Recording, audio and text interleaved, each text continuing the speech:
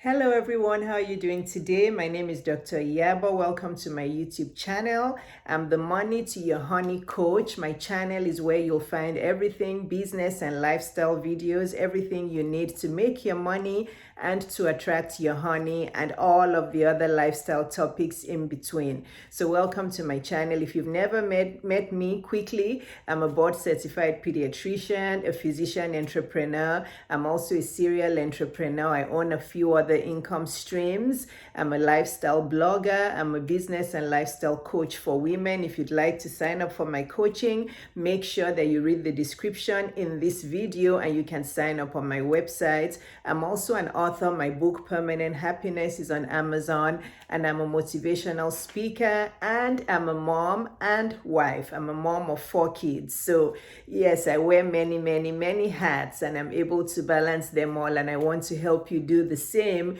with all the videos on my channel. So let's get into it today. I have been posting on my Instagram stories to ask you guys what topics you'd like me to talk on, and I'm so happy that you're responding and you're letting me know what it is you'd like me to chat about. And today I'm wearing my pediatrician hat because one of you asked that I should talk about developmental milestones for young moms who still have young kids below the age of 4 at home. And I thought that was excellent because honestly, nobody has asked me to talk on any pediatric topics before. And I try not to talk about those too much. I prefer to do my lifestyle and my business topics just because you still have to see your pediatrician. So even with this video that I'm going to do, I do want to make it clear to you that I'm not your pediatrician. It does not replace you going to see a board certified pediatrician wherever you are in the world. If you're in the United States, your kids should have a pediatrician they go to. If you're in other countries in the world, they should have a doctor they go to. So this video is mainly for educational and for entertainment purposes, okay? I'm not your child's doctor, and please do not ask me any medical questions in the comments. I'm fine for you, commenting on exactly what I'm talking about, but I'm not able to answer medical questions. You'll have to go and see your doctor. So this is the reason why I don't particularly talk about medical or pediatric topics on my creative platforms, but I thought this one was a cool one, and I thought, you know what, it's not that medical really, and I'm able to simplify those for you. So here we go. So if you have a baby between the ages of 0, that's a newborn, to 4 years old, there are 3 kinds of categories that you should put in mind when you're trying to make sure that your baby is developing well. So today we're talking about developmental milestones. So if you want to know if your baby is developing well, first of all, your baby should have been born at full term. So what I'm talking about today is only applicable and relevant for a baby that was born full term. And a baby that is born full term is a baby who was born at 38 weeks or after. Okay, 38 weeks to 42 weeks. If there's a baby that was born at 37 weeks or below, these milestones don't apply to them. Because obviously, common sense, right? If a baby was born at 30 weeks, you don't expect them to be doing the same thing that a full-term baby is doing. So you'll have to make some allowance for that. So this is not for preemie babies or for premature babies or preterm babies, whatever you call that in your part of the world. What I'm talking about today is a baby who was born at 38 weeks or higher. So if you want to know the milestones for a preemie baby, please go and see your child's pediatrician. And again, the information I'm giving you today does not replace you going to see your child's pediatrician. So I'm going to start from 2 months old. And when you're looking for the things that your baby is doing or your child is doing, think about it in 3 headings. So how are they generally moving their body, right? In pediatrics, we call that gross motor movement. So are they walking? Are they crawling? What are they doing? How are they moving their whole body in a general way? Then there's the fine motor movements, which is how are they using their hands to do things, right? What are they holding? What are they reaching for? And then there's speech, actually 4 headings, because there's speech, how are they speaking? How many words are they saying? And then there's the general social interaction. If somebody walks into the room, does your child look at them? Do they respond? Do they cry? Do they hide? Do they want to talk to them? So what is their social interaction like, right? Okay, so let's go in and dive in. So a newborn is not doing much. So we're not going to talk much about a newborn, right? From 6 weeks to 2 months old is when babies start to have milestones that you can look for. So from the age of 6 weeks to 2 months, a full-term baby who was born at 38 weeks or higher should definitely have a social smile. Social smile means when you get close to the baby and you make a funny face or you talk to them or you look happy, they should smile back at you. That's a social smile. That happens from 6 weeks to 2 months. Sometimes babies who are less than 6 months old smile in their sleep. There's many theories about that. That is not a social smile. If a 1-month-old or 2-week-old is smiling in their sleep, some people think it's probably gas or maybe they're having dreams. Nobody really knows exactly why they're smiling. Some think it may be gas tickling their belly. Some think they may be having a nice dream. But a social smile is in response to another human smiling, and you have to be close to them because a baby has very poor vision when they're first born. A baby who is 6 weeks to 2 months old has about, 2100 or 20/200 vision. They don't see very clearly at that age. So they're going to smile at you if you're close to them, right? So 6 weeks to 2 months old, you have the social smile. They're not moving around much, but if you put a 2-month-old on his or her stomach, they should be able to raise their head for like a few moments, right? So again, a 2-month-old isn't moving around much, but they're able to raise their head if you lay them on your stomach. However, babies should be laid on their back. Okay, back to sleep. You should lay babies on their back from the time they're born until they are able to roll over on their own, and you cannot control their rolling over, which means babies should be laid on their back for safety reasons so that they don't die of crib death. You guys have heard of crib death and SIDS. Please lay babies on their back to sleep. So if the baby isn't yet rolling over, they should be laying on their back. However, I'm just trying to show you what a baby does with gross motor movements at 2 months old. If they lay on their stomach, they can raise their head a little bit. And then going on to 4 months old, they start to do a lot more. A 4-month-old should have good neck control. So basically, if you pull up a 4-month-old with their hands and you try to sit them up without supporting their neck, they should be able to raise their neck up. So their head shouldn't be lagging. At 4 months old, a baby should not have head lag. If at 4 months old, you're still having to support your baby's head or neck because their neck is still wobbly, that child needs to go and see their pediatrician immediately, ASAP. So at 4 months old, a child should not have head lag. If you pull them up, they should come up with their head and body in one piece, okay? Sometimes if they're tired or they're sleepy, they may not raise their head as well. So try it a few times, try it when they've just woken up, try it when they're, bubbly during the day. But definitely if you pull a child up by their hands and their head is like that at 4 months and they can't support their own neck, they must go and see their pediatrician immediately.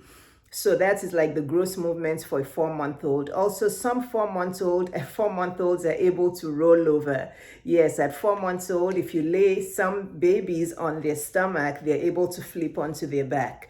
This usually starts at 4 months. Again, rolling over starts at 4 months, but sometimes it doesn't start till 6 months. So between 4 to 6 months, a baby should be able to roll over from when they're laying on their belly to laying on their back. Okay, so these are kind of the movements that they can make at that age. And then a 4-month-old starts to laugh.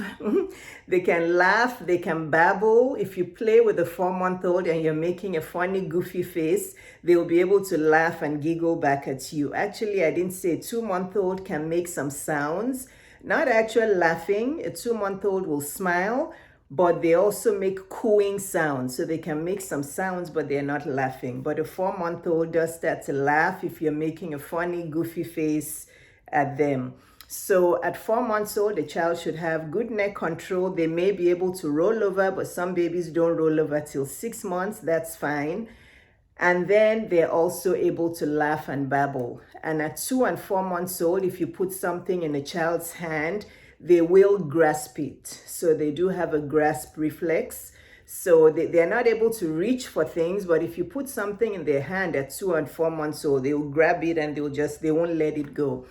So I think that's 2 and 4 months. Moving on to 6 months old. By 6 months old, obviously they should have very good neck control, right? If you put a 6-month-old face down on the bed, they should be able to roll over both ways. They will roll onto their back, they're rolling. So once a baby is 6 months old, don't leave them alone on a surface that is far from the ground. Once a baby is getting into 4 to 6 months old, they need really close supervision. Please don't leave them on a high bed because they will roll off the bed. Make sure that they're safe wherever they are. So 6-month-old is able to roll over in both directions. When you lay them on their stomach, they're able to raise their head and their chest off the bed. So they have really good neck control. They can even maybe sit up on their hands. If you lay them on their stomach, not sit up, they can actually like lift themselves up, because guess what? At 6 months old, some babies do start to crawl. So a 6-month-old can roll over both ways from side to side. They could also get on their hands and their knees and even start to scoot and try to start crawling. I'm going to come back to crawling in a second. And then a 6-month-old laughs, they babble, they make a lot of sounds. A 6-month-old is noisy. So they smile at you, they laugh at you, they're babbling, they're not saying any words yet. Also, a 6-month-old may be able to sit up without support. And I say may because it's only a percentage of babies at 6 months that can sit without support. Most babies at 6 months old still need support when they're sitting up. So if your baby is 6 months old and they're not yet sitting up with their back straight and without support, there's no need to worry. When they sit up, they may still kind of like be falling forward. That's fine at 6 months old, okay? So a 6-month-old most of the time can sit, but with some support. So 6-month-olds should be able to roll over both ways. They may be able to get on all fours ready to start crawling or scooting, and they'll be able to sit with some support. But then some really fast babies, by 6 months old, they're able to sit up straight. Now, crawling is not essential as a milestone anymore. A lot of moms still contact me and they still worry that their child isn't crawling. A lot of babies now don't crawl because of, and people think it's because of the back to sleep advice. So because we're putting babies on their back to sleep, they don't have as much tummy time, so they end up not crawling. Most babies now, you'll find, will go from rolling over, sitting up, to standing up and walking. So if your baby isn't crawling, there's no cause for alarm. As long as your baby is sitting up. If your baby is not sitting up with some support at 6 months, or sitting up definitely by 8 to 9 months, then there's a problem. So crawling is not an essential milestone, but still check with your doctor. I don't want to give you absolutes here, but if you have a baby who's following all the other milestones, who's sitting up at 6 months, but still kind of falling to the side a bit, but still trying to sit up, and who's rolling over both ways, and they're not crawling, that baby is okay. And if they're babbling, that baby is okay. But if you're concerned, check with your child's pediatrician. Then moving on, by 9 months, a child should be able to sit up without support. A child at 9 months old should be able to sit up like you and I sit up firmly without falling over. You should be able to put a child who's 9 months old in a high chair where they can sit and, kind of feed themselves on their high chair they shouldn't be falling to the sides or falling over. By 9 months, a child's back should be straight when they're sitting up. If you have a 9-month-old who's still wobbly, that child needs to go and see their pediatrician. Also, very important, most 9-month-olds start to pull up to stand and they start to cruise. What does that mean? If you put a child who's 9 months old sitting on a carpet and there's a chair, there's a sofa in front of them, they will pull up on that sofa, they will pull themselves up from sitting to standing, and they'll start to take steps holding on to that sofa. So that's called cruising. So a 9-month-old can pull up from sitting to standing by themselves and cruise. But then there's some really fast 9-month-olds that also are walking at 9 months old without any support. I've seen some 7 and 8-month-olds walk really fast. That's very, very rare. But a small percentage of kids walk at 7 to 8 months old. It's really scary to see, because you see this tiny baby who's walking. But in general, most babies are pulling up and cruising. They're walking with support at 9 months old, okay? And at 9 months old, most babies are able to say like mama, dada. They're able to say combined consonants and vowel sounds, but in a non-specific way. So a 9-month-old will say mama, dada, but they don't know who they're saying it to. They could say that to me and I'm not their parent, or they could say it to an auntie who visits and is not their parent. So a 9-month-old is laughing, is babbling, is making sounds, and they may say things like dada, dada, or mama, but non-specific, okay? And at 9 months old, that is when stranger anxiety starts. So a 9-month-old, if somebody tries to pick them up who's not a parent or a sibling or somebody they're used to, they will look at their face and start to cry, because they understand that that is not their close relative. So stranger anxiety starts at 9 months old, okay? At 12 months old, a lot starts to happen. Most babies start to walk without support at 12 months old. They start to say 2 words that are specific, usually mama, dada, or bye-bye. It depends on what you're saying to them. It's whatever they pick up from you, they're going to say. So be careful. If you're cursing in your home, your kids will start to curse. If you're using the F word anyhow in your house, that is the first word your child will say. So be careful the things you say around your child, please.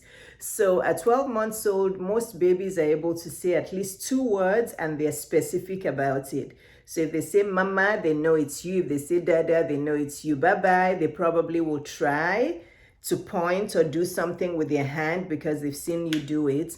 Now, very importantly, at 12 months old, babies start to point at things. This is crucial. It's very important. Babies, if they see something important, they'll start to point. Like if they hear maybe a fire ambulance going on outside and they hear the direction it's coming from, they'll point.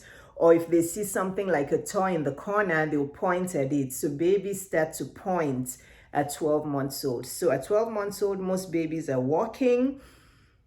They are babbling and talk and saying at least 2 words. They're laughing. They're very social. They have stranger anxiety, which started at 9 months old.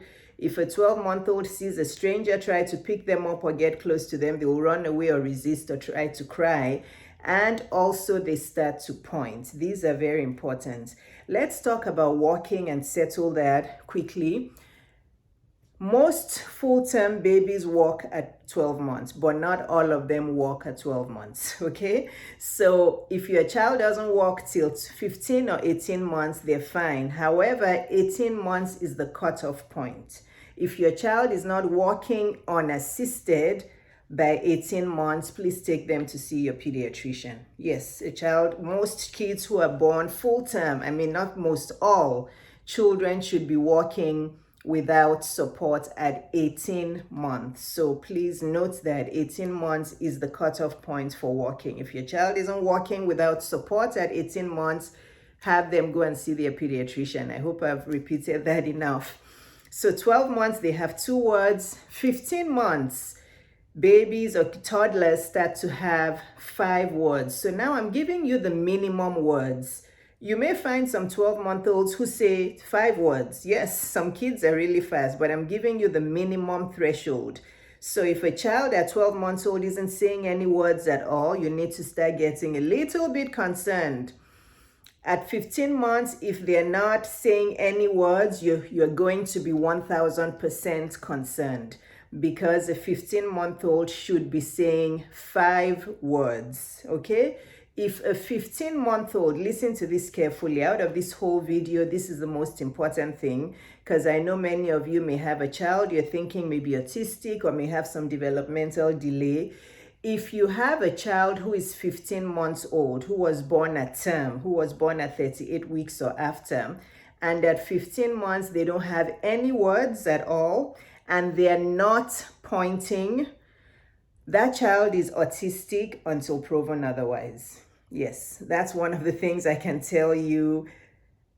I can say I'm 95% sure. If your child at 15 months is not saying any words at all, and they're not pointing when they see interesting things, and to add on to that, they don't make eye contact with people, they are autistic until proven otherwise. So please, if you have that kind of child with you, or you have a relative who has a child who at 15 months has no words and is not pointing, please have them take that child to their pediatrician to be tested for autism.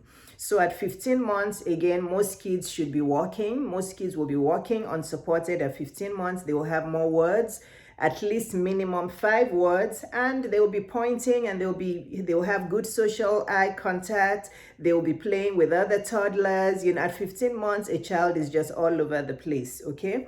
At 18 months, a child should definitely be walking. I've said that before. If your child is not walking by themselves at 18 months, they have to go and see their pediatrician. And then the minimum number of words at 18 months is 7 words. Now, some sources will tell you 5 words. You know, if I see a child who's 18 months and is doing everything else right, is social with other toddlers, has stranger anxiety, is walking unsupported, and they have 5 words, that's fine, right? That's fine. But I like to use 7 words for the minimum at 18 months. So 12 months is 2 words, 15 months is 5 words, 18 months is 7 words, 2, 5, 7. Those are the things you're looking out for. And an 18-month-old, again, still has stranger anxiety. If you drop them off at daycare and you want to leave, they'll be crying. They want to see you. They know who's mom, they know who's dad, and they know who the strangers are. So those are all the important. 12, 15, and 18 months are very crucial with autism and with other developmental delays. So don't keep your child at home if you feel that they're saying less words. And let me just say this caveat. A lot of parents will tell you their child has no spontaneous words, but they repeat after them. Repeating doesn't count, honestly. So if a child is only talking in repetition after you, still take them to go and see their pediatrician, because the 2 words at 12 months, 2 words at 5 months, 2 words at 12 months, 5 words at 15 months, 7 words at 18 months, those are spontaneous words. Those are words that your child is just saying on their own, not that they're repeating after you. If a child is only repeating what you say and at other times doesn't speak at all, that child still needs to be evaluated, okay? So I want to make sure I said that. And then from 2 years, 3 years, 4 years, there's like a big increase in speech. So, you know, I told you that the minimum number of words is 7 words at 18 months. At 24 months, which is 2 years old, a child should have too many words to count. So the way I ask my parents that when they come in is, at 2 years old, can you still count the number of words your child says? If the parent says, oh yeah, my child says about 7 or 10 words, then I know that child is delayed with speech, because a 2-year-old should have a lot of words, and theoretically they should have about 50 words. But if a mother comes in and they say, oh yeah, my child is saying 50 words, I know that mother or dad has been on the internet and they've been studying Google. because that just sounds too specific. You know, that person is probably OCD, obsessive, and reading Google all the time.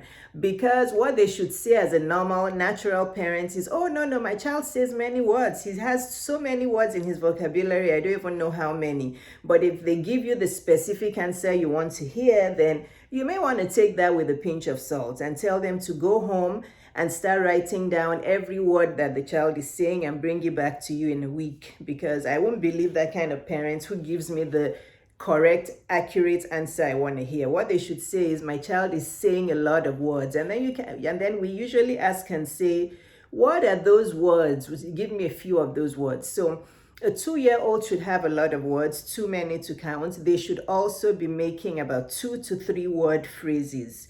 So a 2-year-old should be able to say bye-bye, or come here, or want food. Whatever it is you're saying is what they'll be saying back. If you're cursing in your house, that kid will be cursing. They'll be saying F you. So be careful how you talk around your kids. Let's raise our kids properly.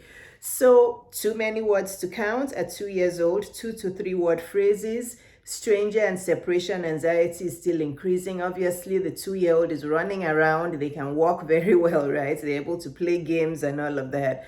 And then at 2 years old, a stranger who doesn't live with you, listen to this carefully. At 2 years old, a stranger who doesn't live with you should be able to understand 50% of what your child says, which means that half of what your child says at 2 years old should still be jargon, should still be nothing, nonsense, rubbish, right?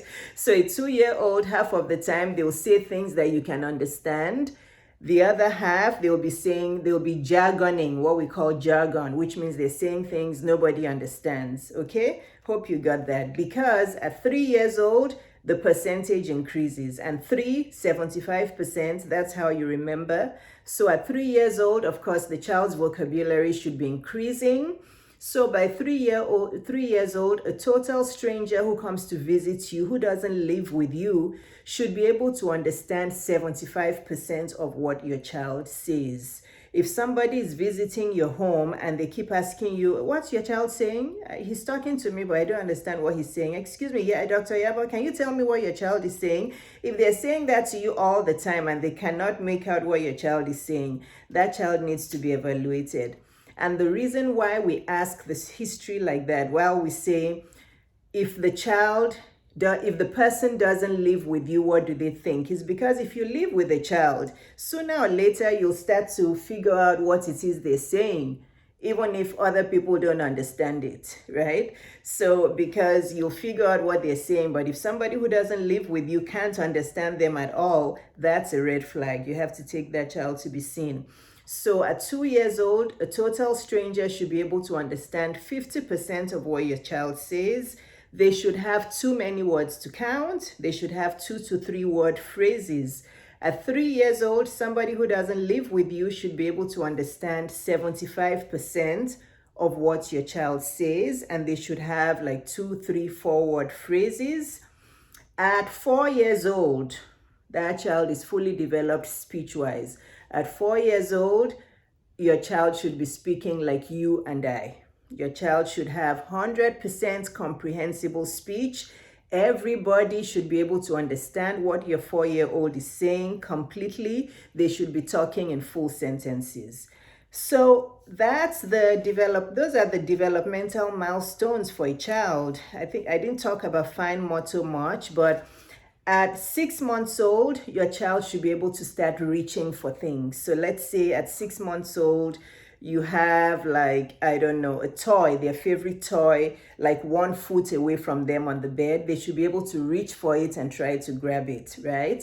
Also, at 6 months old, a child can start to transfer things from hand to hand. So at 6 months old, if you put something in a child's left hand, they will transfer it to the right hand. So they transfer. At 9 months old, a child will be able to have what we call an immature pincer grasp. So if you give something little, which you shouldn't be giving kids small things that they can put in their mouth and choke. But anyway, let's say you gave them a sticky note, which they can swallow. A 9-month-old will try to grab it with with 2 fingers but may not be able to. So a 9-month-old will just kind of do this and rake at it. But by 12 months, a child will have what we call a mature pincer grasp. They will be able to grab what it is you're giving them with their thumb and index finger, like that, a mature pincer grasp. So those are kind of like the hand movements that a child will develop. And by 12 months, 15 months, 18 months, you should be able to, of course, give them little foods that they can pick up. So at 9 months, you start giving a child finger foods, like those small veggie things that melt in the mouth that they can't choke on. So you can start giving it to them and they can pick it up from their bowl and put it in their mouth. So please don't put things like nuts or popcorn or marshmallows or beads or little tiny things that a child can choke on. Buttons, don't put it around your child, please. So I hope this helped. I've been speaking for 30 minutes. Whoever, the lady who asked for this, I hope this helped you. Share this video with all your friends who have young kids or who are pregnant and expecting kids. I know a lot of pregnant moms want to know milestones. This was a video that you can keep for a long time as you have kids, and share it with all your friends who have kids. Again, it does not replace your doctor's consultation. Please make sure that all your kids have a board-certified pediatrician in whatever part of the world that you're in. And please don't ask me medical questions, because I'm not answering medical questions. If you give me the topics you want me to talk about that are pediatric topics, I'll have to wait and see if I want to talk about it, because I don't want this platform to be a medical platform. But things like milestones, I think, are fine. But I'm not going to get into the deep-seated medical conditions. If you want me to do one on feeding, I'm happy to do one on feeding. If you think that will help you, just message me in the comments, because some people want to know what kind of foods to feed a child from newborn to like 2 years old. I'm happy to do that, but I'm not going to get into the medical conditions, okay? Yeah, so I hope this helped you. Please share it with your friends who are expectant, who have young kids from 0 to 4 or 0 to 5. And just, I hope everybody will gain from this video. So again, thanks for bringing up this topic. I was excited when I saw it, and I just got that topic today, and I thought, oh, I'm going to do it today, because that's one I know I can just vomit out because I'm a pediatrician. So thanks, guys. If you loved this video, please comment below. I really would love to see all your comments. You guys say you love my videos, but you go back to my Instagram to send me a DM rather than commenting on YouTube. You guys are still doing that. I'm not sure why you're doing it, but if you're watching my videos on YouTube, please comment on YouTube, because the more engagement I get on YouTube, the more they'll show my videos to more people who can benefit from my videos. The reason I do these videos is to help people, because I really want to help women out there. So comment on my videos. Please like it if you loved my video. Don't come to my DM on Instagram and tell me you loved my video and you didn't even like the video on YouTube. So anyway, I hope this was helpful. I'll see you soon. 2 to 3 new videos a week. So make sure you're subscribed. If you haven't subscribed yet, I hope you'll hit that subscribe button today and subscribe, and just keep enjoying my videos. I love you all. Take care. Bye-bye.